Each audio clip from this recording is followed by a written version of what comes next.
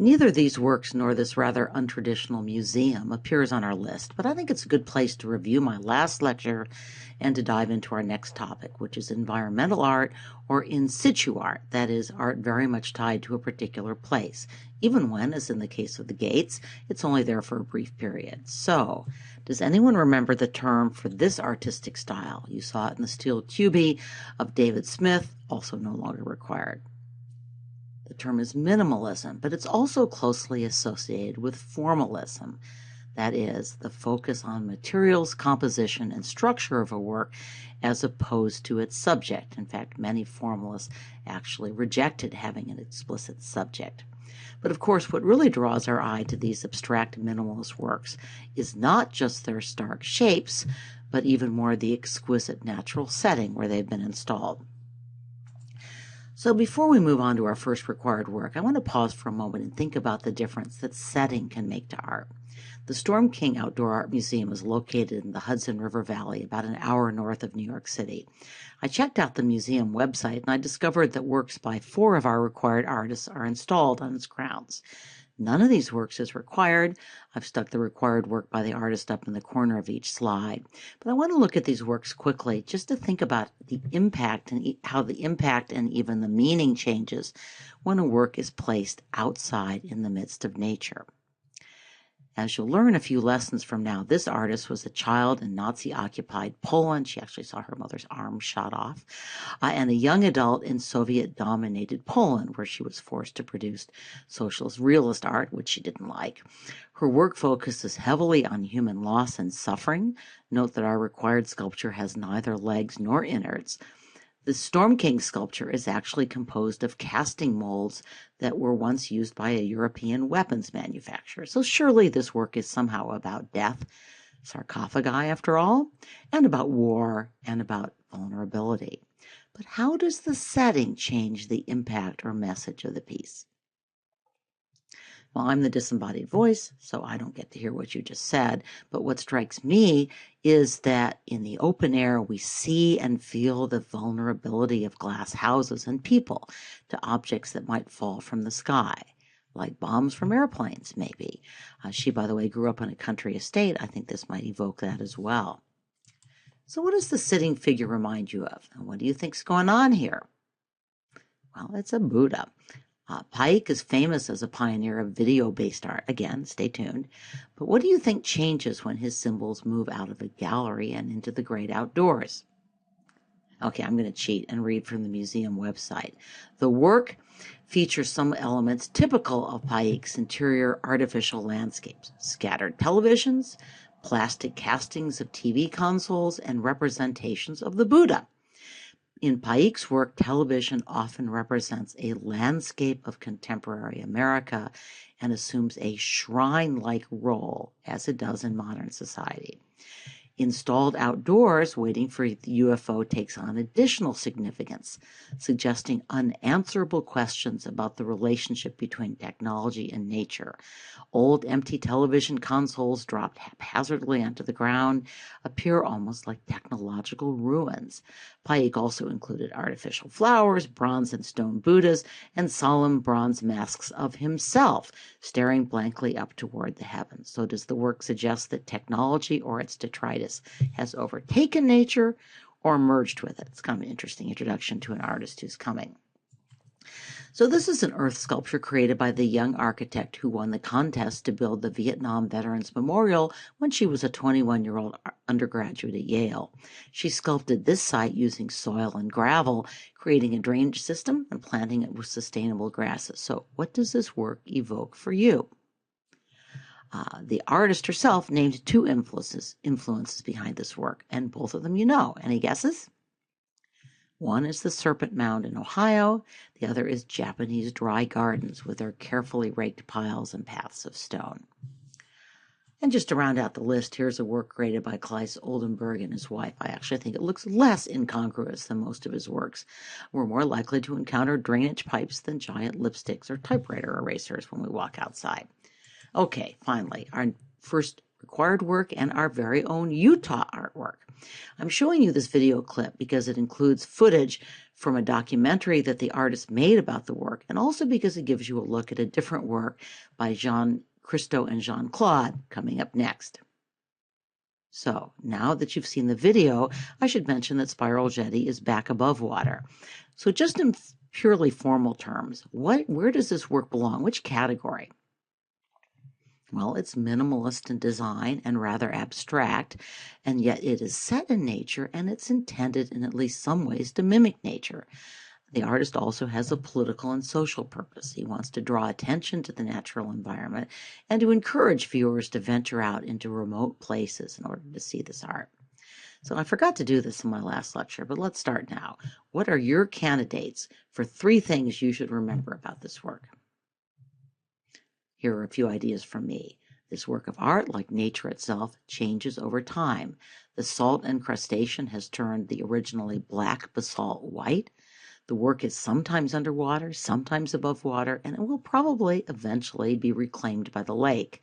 The artistic instruments weren't brushes or pencils. They were 2 dump trucks, a large tractor, and a front loader hired in Ogden to haul 6,650 tons of rock and earth into the lake. I was curious about the spiral shape. Here's what the College Board says in a grading rubric for an earlier question on this work. Quote, Smithson was interested in the power of the spiral form, both in nature and art, long before he arrived at the shores of the Great Salt Lake. Present in forms large and small, spiritual and organic, the spiral is associated with growth, change, and rebirth. Any of you ever walked a labyrinth? But just to complicate this picture, here's some information I found on a scientific website that discusses this work. In the spiral jetty, the gap between the spiral's curves is kept constant. So it's an Archimedean spiral, not logarithmic one found in nature, as in the chambered nautilus, a popular symbol of organic growth. This further separates Smithson's jetty from the natural world. So what do you think? Was Smithson channeling nature or messing with nature or both? On the slide, I've reproduced another comment from the College Board grading rubric for the same question. In fact, there are some people who think the spiral jetty should be restored with new black basalt. What do you think? Should it be preserved or left to disintegrate, left to entropy? So these are sun tunnels by installation artist Nancy Holt, who's Smithson's widow. Believe it or not, these are also in Utah near Wendover. The sun tunnels are cited to relate to the sun at the summer solstice, harking back to Stonehenge. Okay, not required, but it's more Utah art. On the video, you also saw works by installation artists Christo and Jeanne-Claude. Their stated goal is to promote awareness of the environment, rural and urban, by modifying that environment, that landscape, with cloth. These environmental art projects are enormously complicated and expensive, especially since they usually require multiple government permits. The artists raise the money for the projects from private sources. So here are 2 famous examples. Here are a few other projects. Since it's a neighboring state, you might be interested to know that there's currently, it's almost over probably, a big fight going on in Colorado over Christo's plan to drape almost 6 miles of fabric over the Arkansas River. The Bureau of Land Management approved the project, and in January 2015, a federal court upheld the approval, but local residents and environmental groups are still fighting the decision, claiming that Christo's art will despoil an area of natural beauty. I don't think the final court case has come down, although it should soon, and I could be wrong. So, is environmental art actually good for the environment? Does it draw attention to natural beauty or mar it? What do you think? Anyway, here is our required work. And what would you list as the big 3 here? I'm not sharing my own answer, by the way. Instead, we're going to pause for a short essay break. I want you to compare the 2 works we just looked at, Spiral Jetty and The Gates. And your question has 2 parts. It's up on Moodle. 1, what is one similarity and one difference between the artist's intentions in producing these works? Back your statement, as always, this is true of all essays. You're going to be hearing a lot about this from me this month. Back your statement with evidence for the work based on visual evidence from the work or what you know of the historical context, or ideally both. The second part of the question is, what is one similarity and one difference in the way the viewer perceives or interacts with these works? You have 10 minutes. Okay, back to the disembodied voice. I'll be reading your essay soon, but let me share a few thoughts. I think it's intriguing that Christo's projects are deliberately temporary. Smithson's are not eternal, but he clearly intended the spiral to be around for a long time. So what difference does this make in the viewer's response? What does Christo himself say about the temporary nature of his work? And the answer was in your reading. I thought it was very interesting. I'd also note that both works invite direct participation by walking a path. Does this remind you of any other participatory art we've studied? What about circumambulating a stupa or the Kaaba, or moving through the ambulatory in a Romanesque pilgrimage church to visit altars with relics, walking into the center of a Hindu temple? Sometimes I think you should keep in mind throughout this unit is the contemporary artists sometimes envy and sometimes try to recapture the spiritual power of earlier art and the elements of performance that was associated with so much of this art.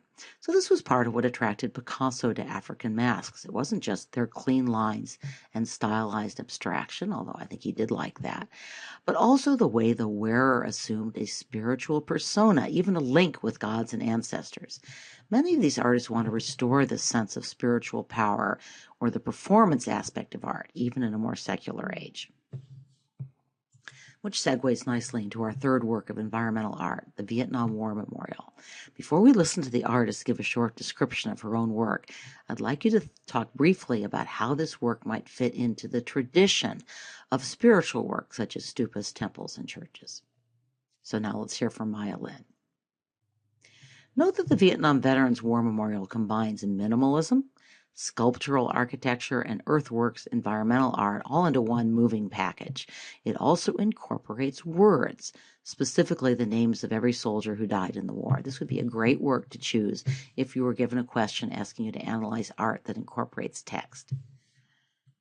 So, what would you list as the big three? Okay, this time I am going to take a turn. You need to know the controversial history of this work. The reading gave you this background, and so did the video you just saw. I was curious about the original contest. What was the Vietnam Veterans Memorial Fund, that's the nonprofit that sponsored the memorial, looking for? What did they tell the contestants? And this is what I found. The committee said it was looking for a design that fit the following adjectives, and this isn't a complete list: contemplative, harmonious, reflective, conciliatory. The competition booklet concluded with the following passage: "We wish to repeat that the memorial is not to be a political statement, and that its purpose is to honor the service and the memory of the war's dead, its missing, and its veterans, not the war itself. The memorial should be conciliatory, transcending the tragedy of the war." Maya Lin herself described the memorial as a sculpture cut into the earth like a knife. Others have described it as a wound that is closed and healing, which of course still makes it a wound. The setting is incredibly important. One wall points toward the Washington Monument, the other in the direction of the Lincoln Memorial, and both of these, of course, are white rather than black, which is a major reason why the memorial sparked so much controversy. Yet the polished black granite's mirror-like surface, which reflects back those who come to mourn and honor the dead, makes it possibly Washington's most participative monument, and it's turned out to be, after the initial controversy, enormously popular. And finally, you should know about the compromise that was finally reached with the memorial's critics, a compromise that the architect herself strongly opposed. So these two more traditional statues, one of soldiers, one of military nurses, were erected on the site. So what do you think? Did these detract from the monument, or did they help heal the wound? Okay, I'm going to admit that I've been struggling with how to present our last required work, which is Narcissus Garden. So let's start with just looking at it as an installation with moving parts. Think about what the guy who made this video is doing and what this might tell you about the artist's intent. So what's he doing? He's looking at mirror balls floating through the water, which means he's also looking at himself. And in fact, he is photographing himself, looking at himself. In Greek mythology, Narcissus was a hunter and the son of a river god. He was known for his great beauty, and he was also known for how much he admired his great beauty. Nemesis, the goddess of divine retribution, didn't like this, so she lured him to a pool. There he saw his own reflection in the water, and he fell in love with it, did not realize he was just looking at a mirror image of himself. He was unable to leave the beauty of his own reflection. He lost the will to live, stared at his reflection until he died. Narcissus is the origin of the term narcissism. I think I put too many syllables into that. At any rate, a fixation with oneself and one's physical appearance. So, in this garden, we all become Narcissus, right? The installation isn't always created on water, but given the story and water's reflective power, it seems especially appropriate. Well, in some ways, the term narcissism also sums up this artist's career. When I talked about Jeff Koons, I ended up talking more about the artist than his art. It's hard not to do the same thing for Yayoi Kusama. Like Koons, she is a relentless self-promoter. Like Koons, she straddles the line between mocking art's increasing commercialism and commercializing her own art. Here you see Kusama with her signature polka dot art and the bag she designed for Louis Vuitton. You can get one of these on eBay for about $2,000. Kusama grew up in Japan, and when she was trained in traditional Japanese painting, which she rebelled against, she also suffered from bouts of what she herself describes as a mental illness that included visions of herself covered with shapes, including the signature polka dot. In 1957, Kusama moved to New York City and became, by terms, an abstract expressionist, a pop artist, and yet those are what you think they are, stuffed and covered with polka dots. Not the real thing, of course. She became a minimalist, and she was a promoter of performance art gatherings or happenings, a feature of the anti-war movement, also the hippie movement. In this photo, the artist is the one who gets to keep her clothes on. Everybody else wears polka dots. So Yayoi Kusama became pretty well known in the New York art scene, but she did not make much money from her art. In 1968, she more or less invaded the Venice Biennale, which is a very important biennial exhibition of contemporary art that had been running since the late 19th century. She wasn't invited to exhibit. Instead, she set up her mirror balls outside the exhibit, and she sold them to passersby. The trick gained her a lot of attention, some would say notoriety.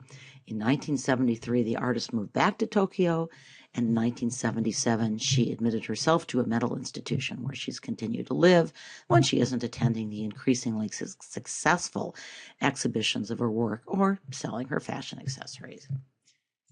So, what 3 points do you want to remember about this work, and what do you think of it?